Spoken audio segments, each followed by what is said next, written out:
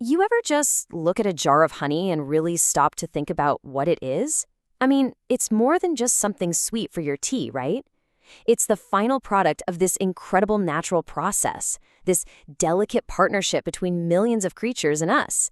So today, let's pull back the curtain on the secret life of honey, from a flower in a field all the way to your kitchen. To really get a feel for this liquid gold, we have to talk about the sheer scale of the operation. So let's just kick things off with a question. To produce just 1 single pound of honey, that one jar you'd pick up at the store, what does it actually take? The answer, honestly, it's staggering. It's 2 million. That's the number. But 2 million. What exactly? That's 2 million individual flower visits. A single colony of bees has to fly out, find a flower, and return 2 million times over just to create that 1 pound of honey. When you think about it that way, it's not just a product anymore, is it? It's a monument to teamwork.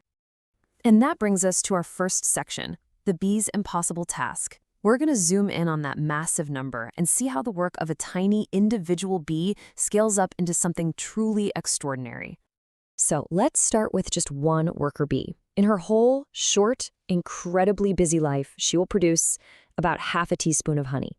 That is it, a tiny, precious amount that literally represents her entire life's work.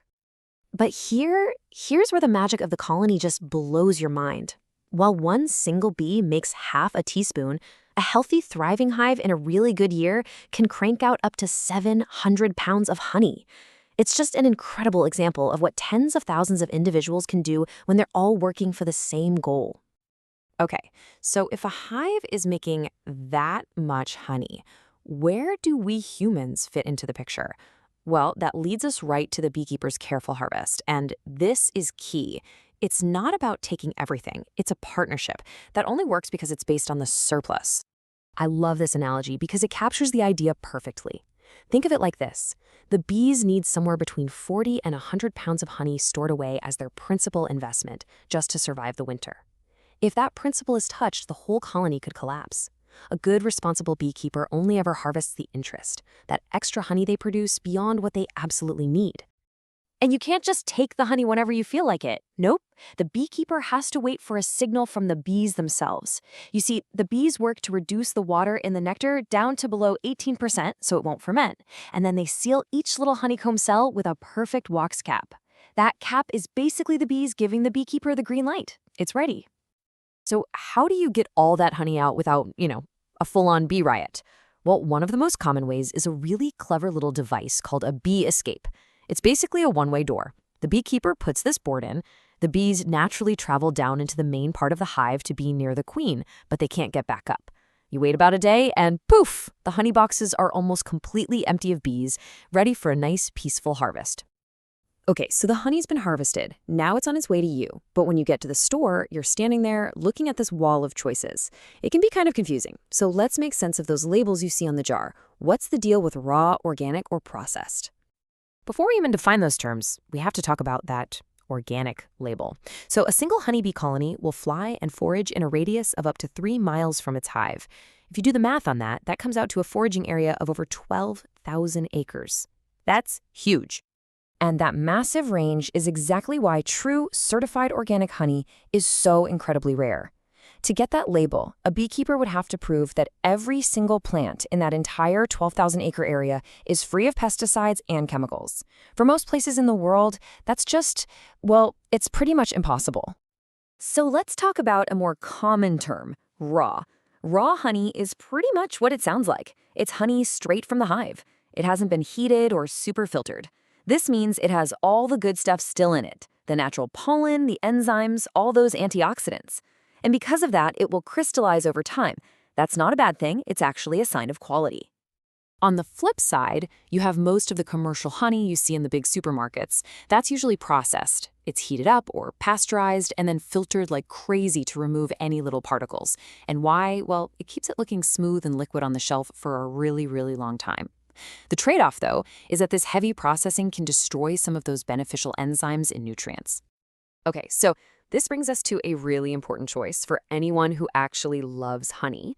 It's really a tale of two completely different products, two different supply chains. The jar from your local beekeeper versus that big brand from the supermarket. Let's just break this down side by side. Your local honey is almost always going to be raw, unheated, and unfiltered. Store-bought honey, heated and filtered. This makes a huge difference in flavor. Local honey has a unique taste that reflects the flowers in that specific area. It has a sense of place.